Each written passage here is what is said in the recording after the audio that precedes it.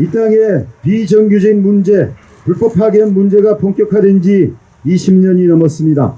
그리고 자동차 공장의 산해하청에 대해서 불법 파견이라고 고용노동부에서 시정 지시를 내린 지가 17년이 넘었습니다. 그리고 대법원에서 현재 기아자동차 공장의 산해하청이 불법 파견이라고 확정 판결을 내리고도 또다시 10년이 지났습니다. 그럼에도 불구하고 현대 기아자동차 공장에는 여전히 비정규직 노동자들이 일을 하고 있습니다. 우리는 사법부에 대법원에 묻고 싶습니다. 대법원에서 자동차 공장의 산해하청이 불법 파견이라고 판결이 내려졌음에도 불구하고 왜 우리 비정규직 노동자들은 여전히 온갖 차별을 받으며 탄압을 받으며 일을 해야 하는지 묻지 않을 수 없습니다. 왜 우리는 여전히 길거리에서 투쟁해야 하고 목숨을 걸고 고공농성을 해야 되고 목숨을 걸고 30일, 40일이 넘게 단식 투쟁을 해야 되는지 묻지 않을 수 없습니다. 그 이유는 불법 파견 범죄가 근절되지 않고 우리 비정규직 노동자들은 여전히 피해자로 남아있고 투쟁할 수밖에 없는 그 이유는 국가기관이 행정기관인 고용노동부가 그리고 사법부가 제대로 처벌하지 않기 때문입니다. 그래서 사업주는 현대기아차 차별은 국가기관이 고용노동부가 사법부가 바로 내 편이라는 확신을 가지고 마음 놓고 불법 행위를 범죄 행위를 저지르고 있는 것입니다. 그 결과로 사법부와 고용노동부의 직무유기로 우리 노동자들은 지금 이 순간까지도 현장에서 온갖 탄압을 감수해야 되고 해고를 감수해야 되고 그리고 구속되고 그리고 수억 원의 손배 가압류를 떠안아야 합니다. 사법부가 제대로 처벌하지 않기 때문에 우리 비정규직 노동자들은 끊임없이 소송을 이어갈 수밖에 없습니다. 그런데 똑같은 현장에서 똑같은 공정에서 일하는 노동자가 반드시 대법원 확정 판결을 받아야만이 정규직으로 전환된다고 하는 이 현실은 도무지 이해할 수가 없습니다. 똑같은 공정에서 일을 해도 한 사람 한 사람이 전부 다 소송을 제기해서 대법원 확정 판결을 받아오라고 하는 것은 도무지 상식에 부합되지 않습니다. 더욱이 기가 막히는 것은 1심 판결, 2심 판결을 거치고 대법원에 넘어가도 대법 판결 나기까지 3년, 4년, 5년 이상이 걸리고 있다는 이 현실입니다.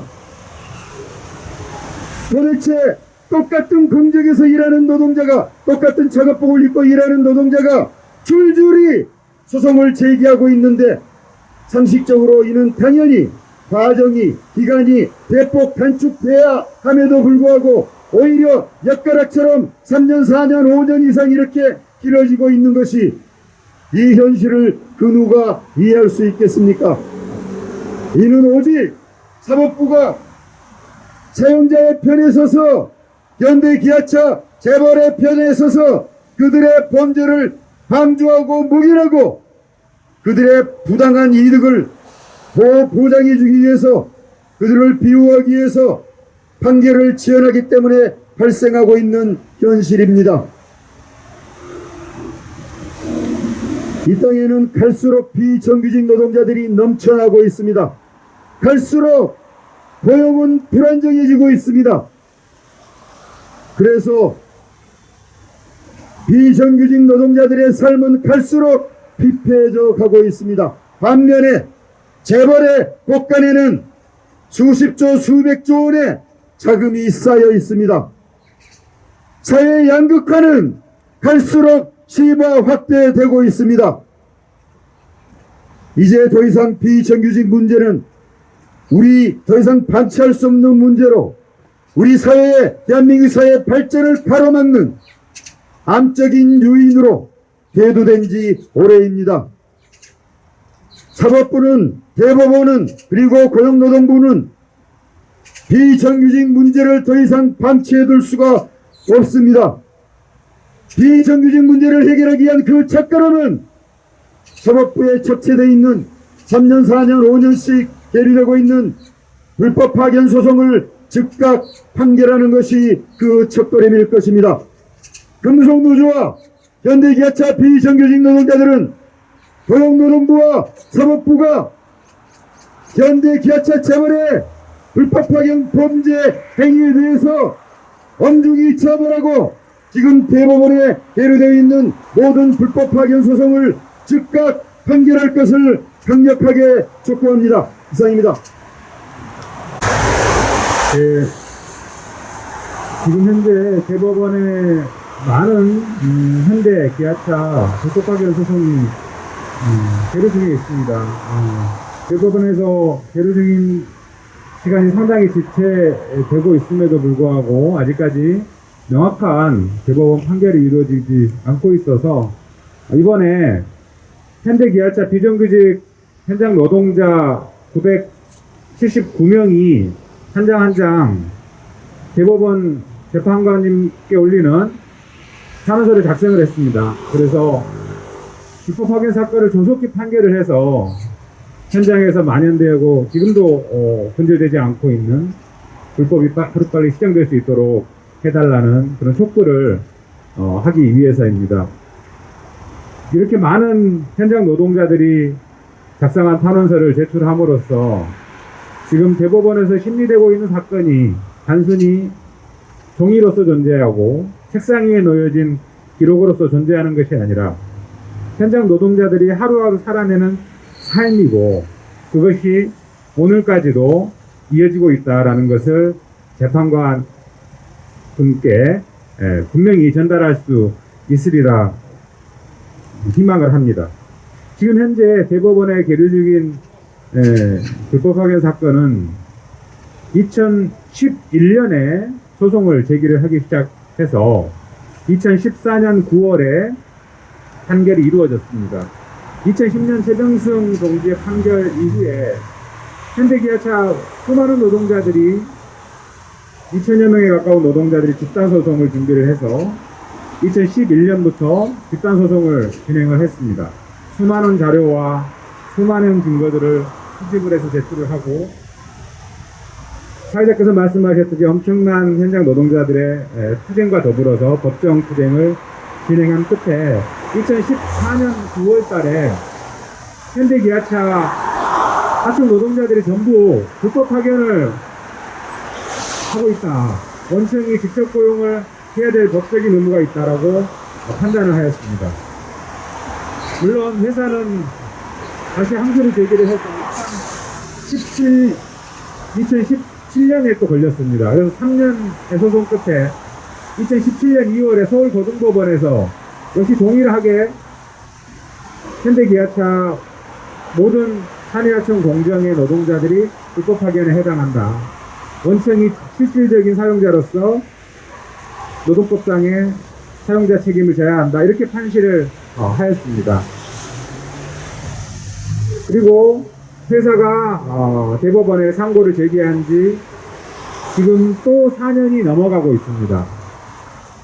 현대기아차 노동자들이 2004년에 울산 고용노동청에서 울산공정 노동자들이 전부 불법 파견이다 라고 기소 의견을 냈을 때만 해도 이렇게 그로부터 15년 이상 지난 지금까지도 우리가 법원에 와서 이렇게 빨리 판단을 해달라고 선고를 촉구하는 그런 일까지는 하지 않아도 될 것이다 라고 아마 생각을 했을 거예요. 예상 못했을 거예요.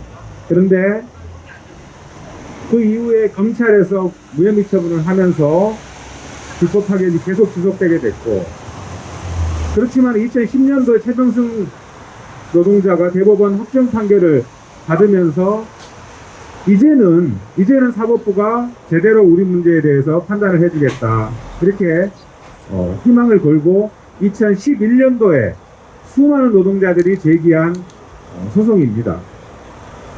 우리 노동자들은 과도한 요구를 한 건 아니거든요.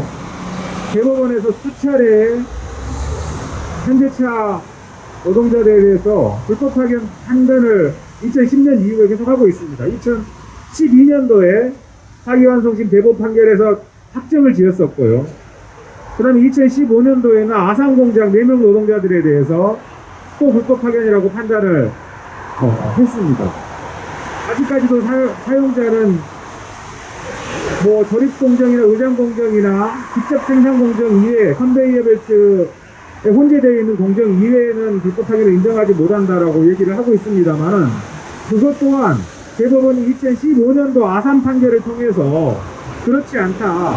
컨베이어에 직접 혼재하고 있지 않은 공정에 별도로 블록화된 공정에 별도로 노동자들을 사용하고 있다 하더라도 불법 파견에 역시 해당한다 라고 판단을 하였습니다.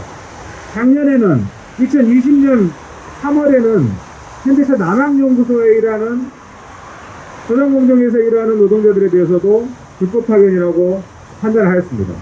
비단 현대기아차뿐만 아니라 대법원은 지금까지 여러 완성차 사건에서 산해하청 노동자들을 함부로 간접고용으로 사용하면 안 된다라고 원청에 여러 번 경고를 했습니다. GM에 대해서 대표이사가 처벌을 받았어요. 전 공정의 산해하청 노동자들을 사용한 것은 파견법을 위반하는 불법 파견이다라는 이유로 파견법 위반으로 회사의 최고 경영자가 형사처벌까지 받았고 그것이 대법원에서 확정됐습니다. 그리고 2016년에는 민사소송을 제기한 GM 하청 노동자들에 대해서 직간접 생산 공정 가리지 않고 불법 파견이 맞다라고 대법원에서 확정 판결을 내렸습니다. 이미.